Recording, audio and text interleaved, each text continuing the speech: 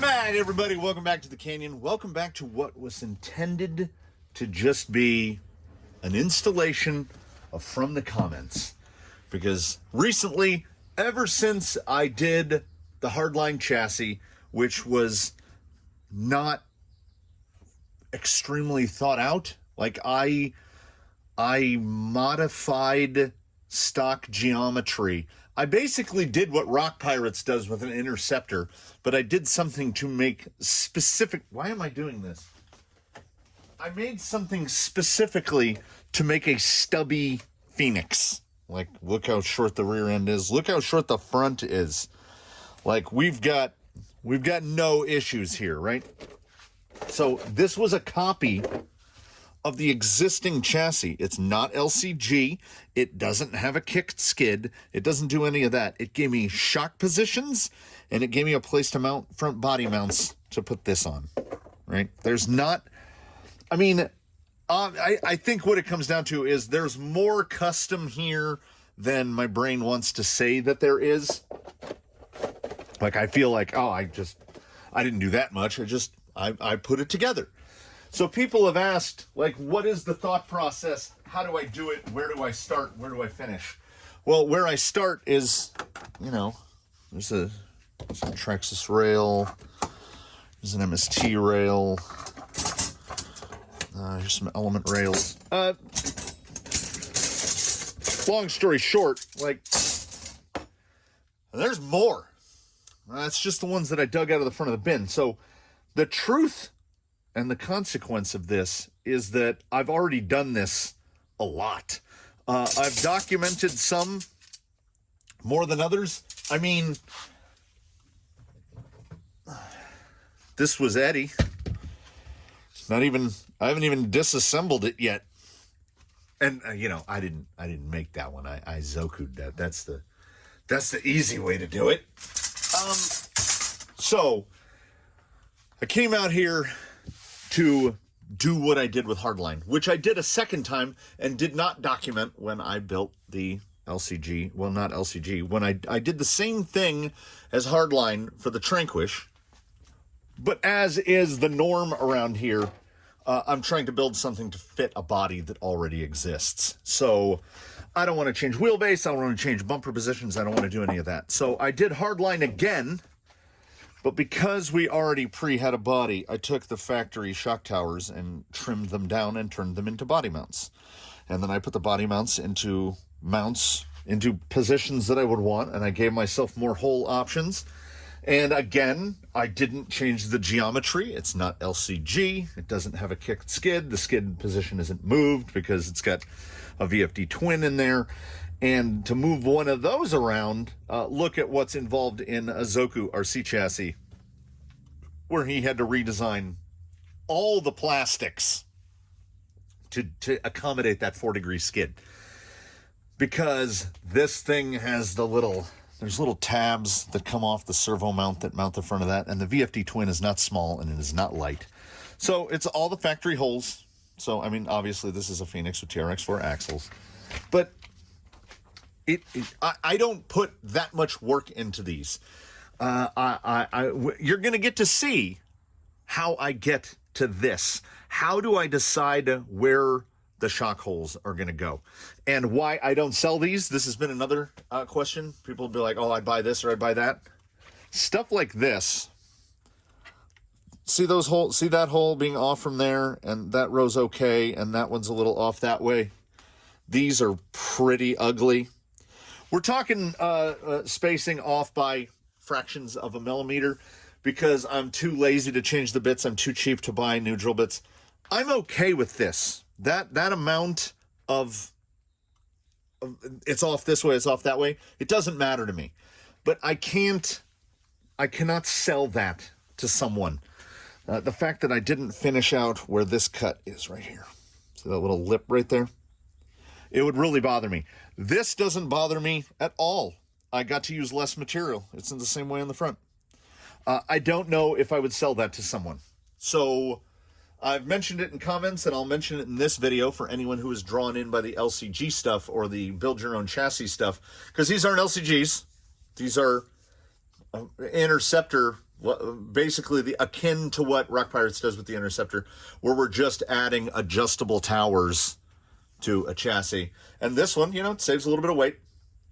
So I don't feel like pursuing the idea of producing these and selling them, because this one is fairly unique to me. No one else needs this.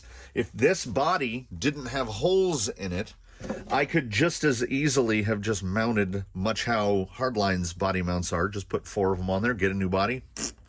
Not a problem. But this is what it is. So everything here tends to be a bit bespoke. The chassis for Hardline was cut to fit that rig. This chassis was quite obviously cut to fit this rig. And every LCG that I've done that are actually LCGs, I mean, when you see something like this, like how many applications is this going to fit? I mean, what is even going on back here? But I build it to do what I want it to do. Oh, one of my favorite things is I build it to do what I want it to do, because you can't just go out and buy this. You can't get a 13.2 inch wheelbase Capra with an Amazon Dig gearbox and a bunch of, and half custom links and half links from a kit. And I mean, look at the angle of the body mounts. I built this to be what I wanted it to be. It is not a thing that exists. So that's why it does exist. That's why I made it. What are we running down there? I'm not even sure. One of those all-purpose skids that'll fit like a Red Cat gearbox over on this side.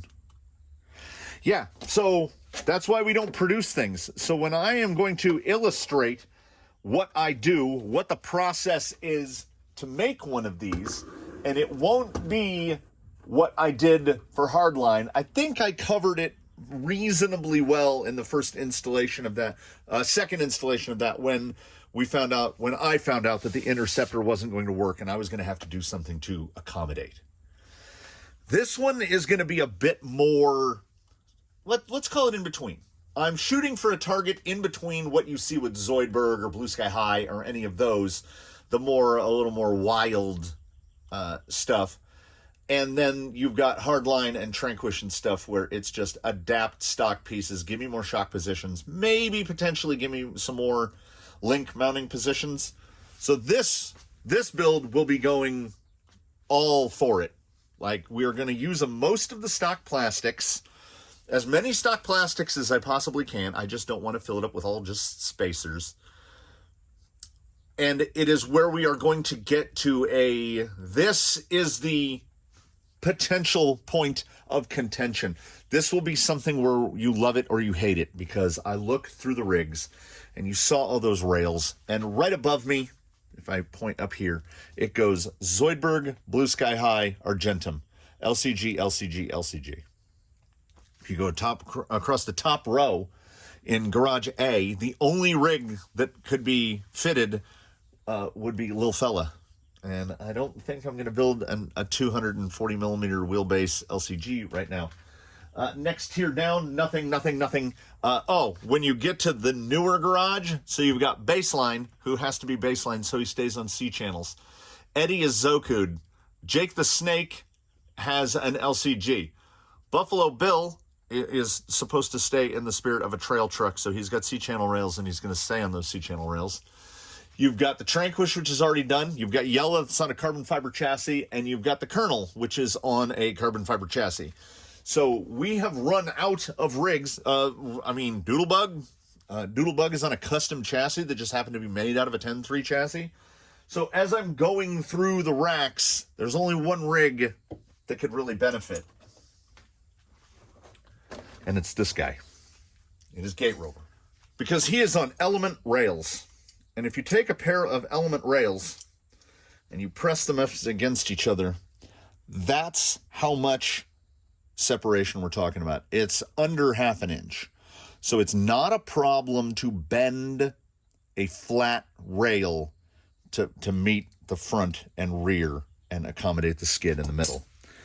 If you were to say, take for instance, some Traxxas rails, that is too far of a span to flex. You're going to have to either bend your rails or do some trickery, like how the multi-piece carbon fiber one that is now on Daphne, how that works. So I start looking at this guy, and obviously he is very much fitted to a body. He was built pretty much specifically for that body. That's how he got his name. The only real aftermarket upgrade he's got is he's got a fox belly in there, and he's got a bunch of added stuff to accommodate a Traxxas Defender. And that's where this series is going to get contentious. This is a TRX-4 Defender. It weighs 877 grams. Add to that 800, which for in Freedom units, 1.93 pounds. That is heavy. Now, if you add into that weight what I had to fabricate for a rear body mount, we've got the front body mount, we've got this big bumper, and I had to modify this to fit the bumper.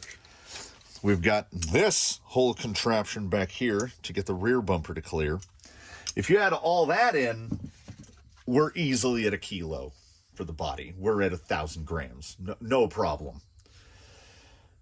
So it is that thing again where, I mean, I guess the word would be bittersweet. So, born as a gatekeeper kit, built to hold a Land Rover Defender, the Gate Rover. The Gate Rover will be no more. And this is not the first time that we've done this. There was an episode entitled Jolly Green is Dead. Long live Jolly Green. And this episode shall be entitled, either officially or at least in my head, Live, Die, Live Again. From here forward, the Gate Rover will be disassembled down to the tiny little bits. I dug through my spares. I have a big sheet of aluminum. I am going to initiate construction of a chassis. And that chassis shall accommodate everything here, minus a few grams. This weighs 303 grams, including all of the sprues and all of the extra pieces that, I mean, that even includes that's part of the cage. It includes everything. So we're looking at a body weight of about 300 grams. This is Argentum's body. It will be cut and modified to do whatever. I'm debating it because I don't know how I would form the tubes, but I'm thinking about cutting like this line right here. I'm thinking about cutting the body off at that line and making it a convertible, but I would have to figure out how to make tubes in there. And if I were to do that, I would install the interior. But if I can't get my head around how I want to do that, he'll go no interior. He'll go Phoenix RTR style. And I will probably cut this box off and maybe fabricate something else. We'll get to that. That comes up much later. I haven't even decided if I want to repaint it. I don't know. He will adopt a new moniker. He will get a new name. But unlike many of prior conversions of this sort, he is going to reuse most of what's here. Certainly the gearbox, motor, skid, servo, axles, shocks, probably the links if the wheelbase works out. because I was just trying to bodge it into place by going like this. See, if we just mount, because I have the freedom. This is where the bespoke flat plate chassis comes in. I am going to do very much how Zoku has the pin mount in the front mounted into the rails. This guy, I have all the pieces, so he's going to have the radiator and the pin mount. And the body will mount pin mount, and he will have the rear bumper piece with the 2 holes and the whole cage. I will get the cage assembled, and it will mount like that. But we have the freedom. I can mount it a little far back and shorten the front rails. And then, because what I'm basically going to try to do is that. He will not run fenders. He's going to be a truggy. So I will use the fenders, though, to line the rear tire up. We will get the front lined up where it needs to be. And we're going to go custom on this one. Gate Rover reborn like a phoenix.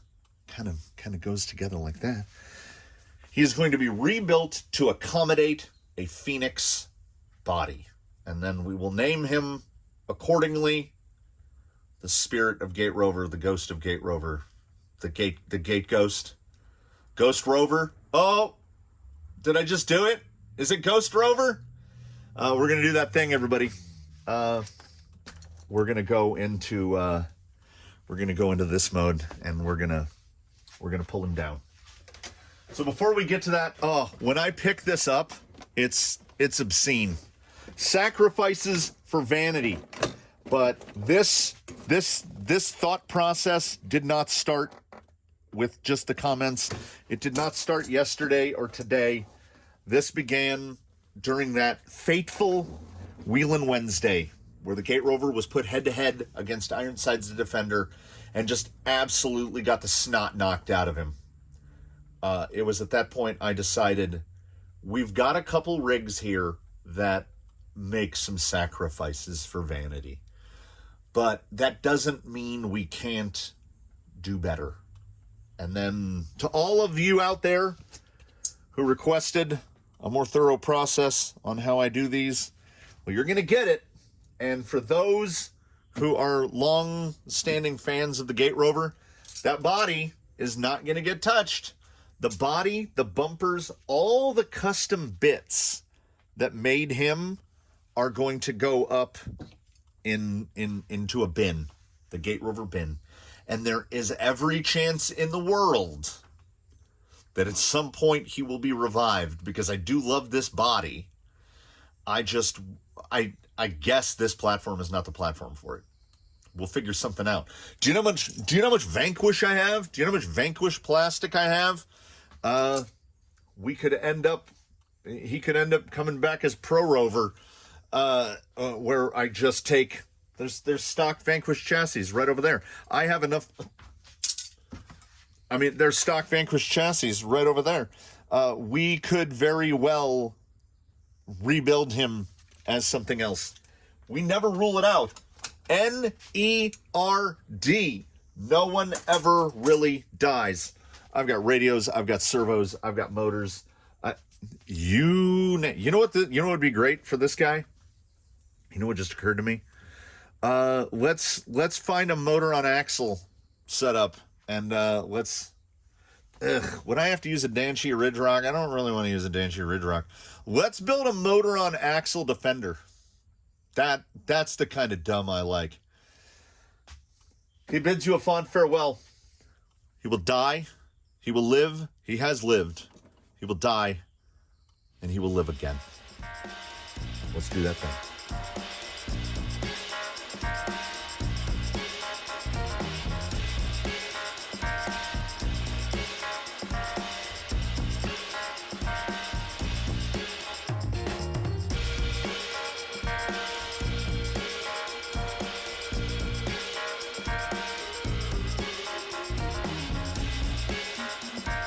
That's pretty much how that goes. We take all the bits we know we're not going to need into the bin. I'll get this front end torn down a little bit more. It desperately needs some cleanup, and also I am finally going to the C-hub on this side. I have so much caster clocked into it that you can't remove that shock. The shocks need completely rebuilt. I think that's a TRX4 spring on there. The springs are obviously not going to work because, oh, well, we have the opportunity. So here is all of the, there's all the bits. Let's see where the total involvement for the body. 1,369 grams for all the bits and bobs. That is dead on 3 pounds. Well, 3.02. Compare that to, say, for instance, front axle and rear axle assemblies and the gearbox. So the bits we can't get around. 2.45. So the cosmetical bits weigh significantly more than all the bits to make it go. So we are definitely going to be looking at something lighter. What I am going to do, as I mentioned, I'll be pulling this C-hub out and chopping the top off of it, turning it into that one, because this guy is determinedly servo on axle. Shocks will have to be rebuilt. The springs will go into the spring bin. Like, I mean, it needs a lot of cleanup. I also intend to, this is one of the original SE covers. I don't really like them on the SE. I will take the other one and potentially put it here. No, I just remembered in the bin we've got, let's get some more brass. So he'll be getting that along with the brass knuckles and all that brass stuff. But this was the time-lapse teardown. You know, we got to do that. Now it gets torn down the rest of the way. All the links come off. I will pull the motor out of the gearbox. I will pull the servo out of the mount. All the links come off because we're going to get into mock-up. And before mock-up, I have to cut all of this stuff apart and get the cage assembled. And hopefully I still have that hardware bag. Yep. I have not lost the hardware bag. So I'm going to loose assemble the Phoenix body, get the cage on the back so that we can get bumper placement. I've got to dig the bumpers out. And we are, that's how fast we get. There's no room. There's no room to put those tires up. That's how quick we get into initial fabrication. But I need a little bit more of an organized workspace. So I'm gonna get some other little bins and containers so I can put screws and stuff aside. We'll get all the links pulled aside. I will get everything disassembled, and then we will start on how we fabricate these things. This is going to be full custom. I'm going to give myself as much adjustment front and rear for link positions, and this one will go a bit easier than some others because I don't have to deal with a panhard bar. No panhard bar. Woo! And yeah, let me get this pulled down. Let me get the axles cleaned up so that I'm not turning my hands black when I'm working on everything. I think the gearbox is probably fine. I'm most likely not going to have to pull it apart. The bearings are a little crusty though. I mean, who are we fooling? At some point, I'm going to have the whole thing apart. Let me get this torn down the rest of the way. Let me get it cleaned up so we can grab some aluminum and we can get like to the real deal. All things considered, this went pretty smoothly. The rear axle was in pretty much fine shape. I found a matching cover in one of the bins, and I want to say that it's the original cover. The scratches almost kind of line up. Re-greased, put back together. Same story for the front axle. Was in pretty good shape as I already had it pulled apart. to remove that panhard mount, which is now removed. Took that opportunity to put the Trial, this is a stout boy. Removed my home cobbled one and replaced it with this one from DSM Off-Road, because I think mine had a little too much rise. It lifted the servo about a quarter inch too much, and when it would go, it would hit the rails. Shouldn't actually have been a problem now, because we're going to flat rails, so they're a little further apart than the C channels. But I need to use this guy. I want to use him as a template, because I'm going to build my own link riser for the back. I have a very simple idea to fabricate a link riser. So it will not have 8 holes in it. It will have like 4 holes in it. But I have an idea up in my noggin for to put a link riser on here, and it will be an adjustable link riser. That is my idea. So look at the amount of work I went through because this fit on the inside like this. That's putting too much thought and effort into it when you can just use lock nuts. Yeah, lock nuts probably would have been a better idea. I'm going to use this guy to template that out. I don't know how many of the links are actually going to go back on. So what we would be looking at is I've got the body assembled. Well, the cage is on. We'll be using an element bumper mount in the rear, and of course you have to use that VS410 Vanquish bumper, because that's how the rear of the body mounts. I like the body in this configuration. Now there is that distinct possibility that I'm going to have to cut this bar out. That bar is cut out on Argentum because there's so much flex in the Zoku chassis that the tire hits badly, and this guy will probably get his fenders cropped off as well. I don't know yet. I'm okay with the weight of it. It's very tail heavy with the cage in the back, but I like the idea of not having to use body mounts. That is a huge motivation. So I don't want to just get rid of the cage. There's not much I can do to reduce the weight of that cage, and hopefully that weight will be offset by the fact that I'm actually super curious. So the front axle will, of course, have the servo on it with the mount and the battery. Let's give it in grams for the people there in the rest of the world. So then we would also have the servo. I would love to do an everything on axle, as this is a Fusion, but I mean, if it's just this that's not mounted on the axle, I don't think that's really going to be a problem. And a 3S 2200. So while in use in RTR format, the front axle of this vehicle minus the wheels weighs 653 grams. For those who don't understand, 1.44 pounds. That will be the single most heavy component. I mean, the full set of wheels is 1.7. So that's a heavy front axle. The body as complete, this will be chassis weight, so we won't count that. Body is complete. It's 0.542.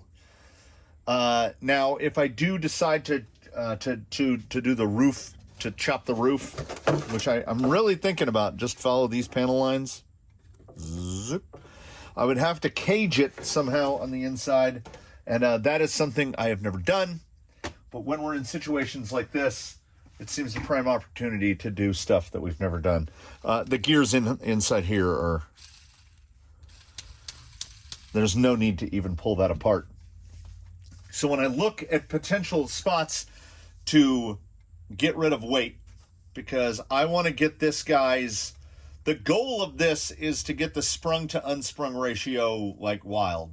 I would like 65%, 70% unsprung weight versus sprung weight.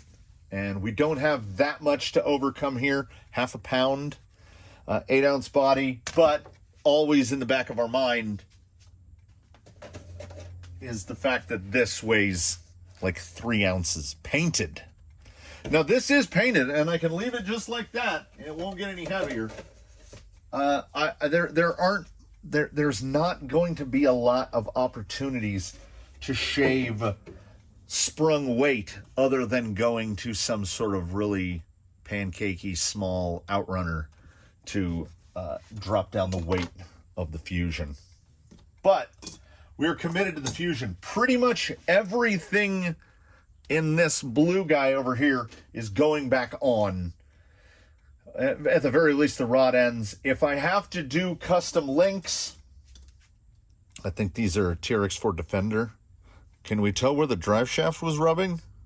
Ooh. I might just rethread and cut those down.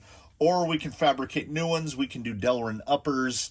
We can do plastic uppers. We can do whatever. We will figure that out. We will cross that bridge should we even get to a road that contains that bridge. So I realized that what I was doing was I was getting too far into it, and I was starting to fabricate without the camera running, and that's not why we're here. We're here to tease everyone with the tiniest bit of fabricating, because this episode is like the breakdown, and I think we'll get here in the end. This is where you begin. You begin with Victor. Now, by using this bumper mount and this bumper, and knowing the location of that pin, it's pretty easy to just butt it up against there, and we measure to there. And I would say 16.5. The rails might be just a little bit longer than that. I will be fabricating my own front bumper mount out of Delrin, and I will be welding a bumper for this guy. Yes, I know that's going to add a little bit of sprung weight, but I want this guy to have a nice stingy, like Blue Sky High or something like that. I want to put a little stinger together for him. So I will use some smaller tube or smaller rod like I did on Blue Sky High. I think he has like 5/16 for the this way and 3/16 for the stinger. So it shouldn't be crazy heavy. And the way I think I'm going to do it is much how this is just fabricated out of a flat piece. They've machined it out of a flat piece of Delrin. I will have the piece of Delrin in between the two, and I'm just going to tap 2 3mm holes in it. And the bumper bar itself will have 2 holes drilled through, and it will just be rigidly mounted. Like, it won't have pins or anything. Because once again, what we took apart was a rig to build a rig that was built for a body. We're rebuilding that rig into another rig for a body. So, now this is not something that I ordinarily do. So choose this as this is for the benefit of you one and all. So we know where the rear ends. That's going to end here. And then we got the pin mount, which is up here. And that is, we're going to call it 16.5 to here. This thing is like 16 and 5/16 thereabout. Now, I know this won't make a lot of sense to all you people out there that work in metric, but you have to recognize that this is a product being made in America, where there's a big machine over there that could cut all your fingers off, and all of the measurements on that machine are imperial. It is in inches. So I would rather not have to convert. After the piece is cut, we can talk about what that comes out to in metric. Like, all of the holes drilled in it, when I pre-drill everything, it's all 2.5mm. Or the numbered drill bit equivalent, which the number escapes me right now. It's not a 30. It is a... I'll find one. We're not to the point where we're going to be drilling yet, but I will find one. So we know it's 16 and 5/16 from there to there. So the way we are going to do this is we are going to start with, I have these pre-cut pieces that I cut down on the table saw, because there's a part for Scions that I used to make out of these pretty regularly. So I would get a I would get a 1/4 sheet or a 1/2 sheet of aluminum, and I would rip them down on the table saw, 4.5 inches tall, 18 inches long, which is more than big enough for what we need. And what we are going to do very first is I'm going to take one of these and we are going to lop it to 16.5. And then I am going to, because then we will have the, actually, I might actually be, see, I can actually fit under like that. We might actually not even bother to lop it to length first. We'll just leave we'll leave all the overhang. Well, this is a much cleaner edge. We will start here. Oh no, I'm going to have to cut it. I'm going to have to cut it, aren't I? Yeah, I'm going to have to cut it. So we'll get the measurements, because the most important thing for this particular build is I need to get this thing fitted to the body. I need to get a hole, and I'm going to shoot for the middle lower third. So break this into 3 pieces. I'm going to shoot for about the lower. No, this is the problem. This is the problem.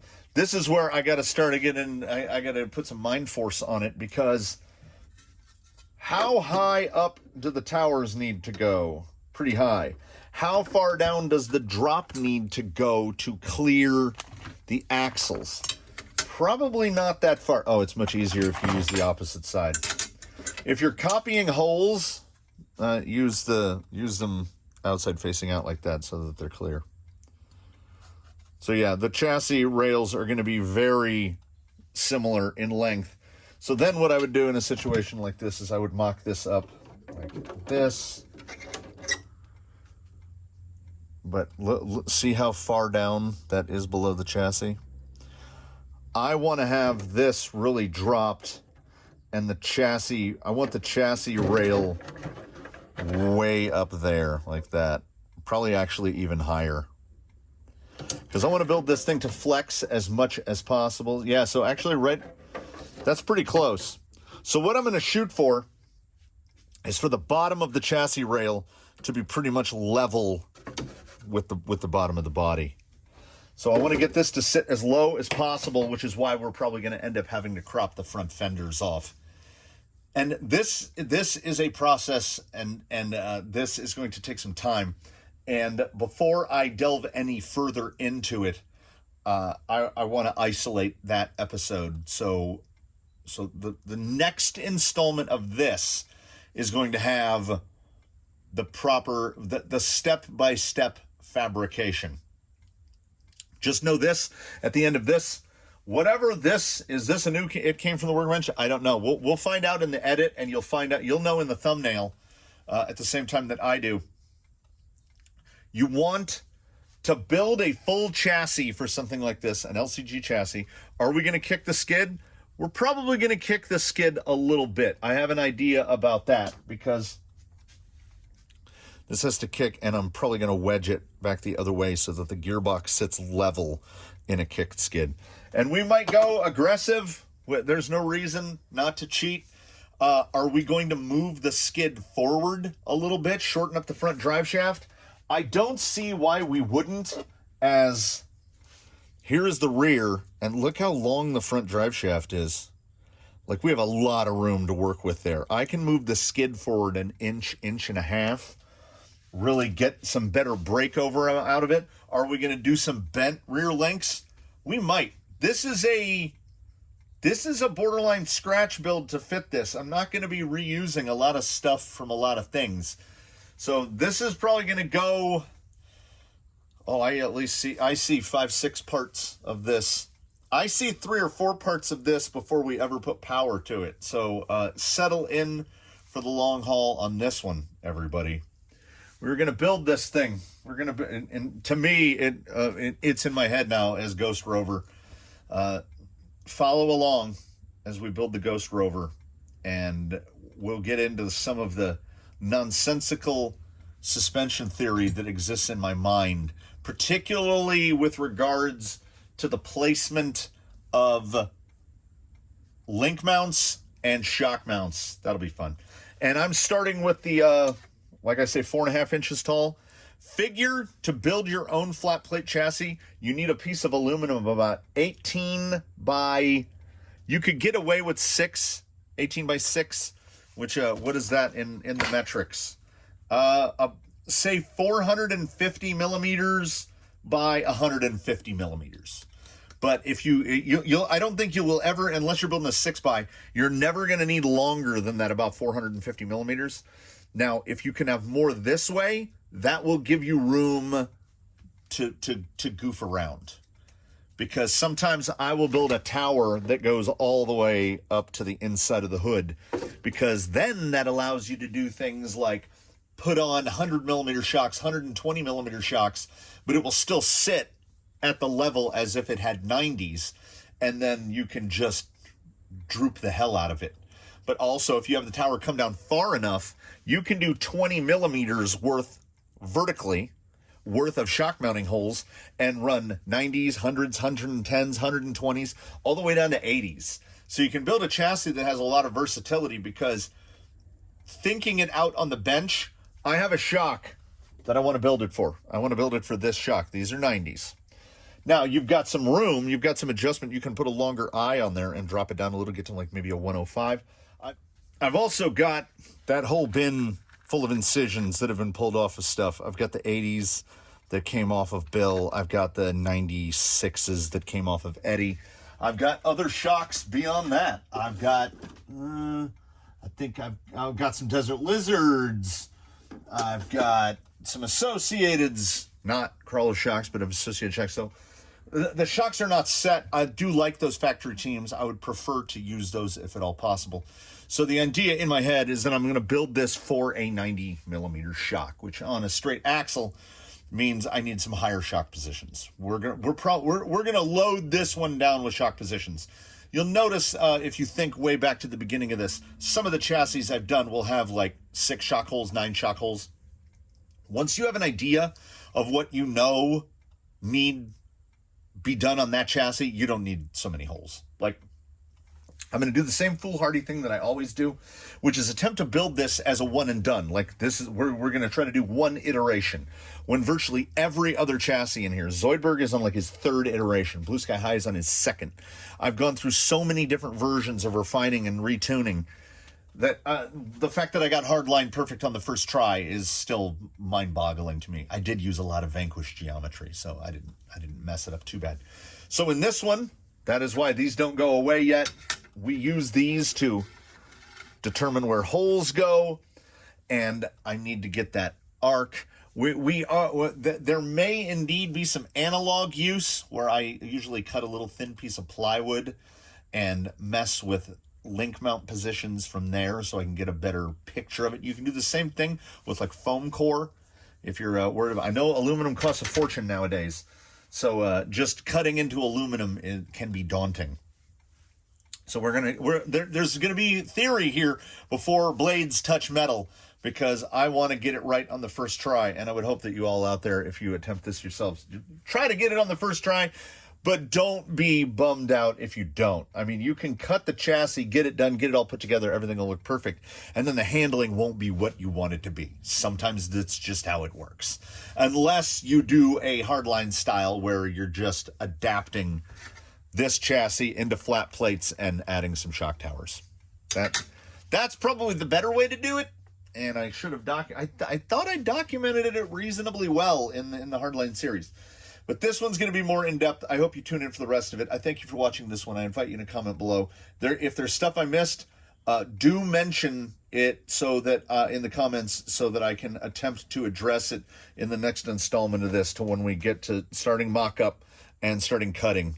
Because it'll probably be about 2 episodes to build the rails and get it all done, because I don't want the little messed up shock holes. I want everything. I'm gonna grid out. I'll show you how I grid out when I'm doing it like better. We'll definitely be using the die chem, and we're not going to be using a pencil. We'll be scribing everything, because you get a much cleaner result, and the WD-40 doesn't wash it all off. There'll be a lot of WD-40. If you had smell-o-vision, you'd be able to smell the WD-40 in the next one. And we'll be using brand new fresh drill bits. We'll be attacking this thing as properly as possible. So do tune in for the next one. Thank you for watching this one once again. Subscribe if you haven't, to keep up. Consider channel membership if you haven't considered that. And we will get on to building something into something else. As I said, what seems like an eternity ago, live, die, live again. We will catch you in the next one, everybody.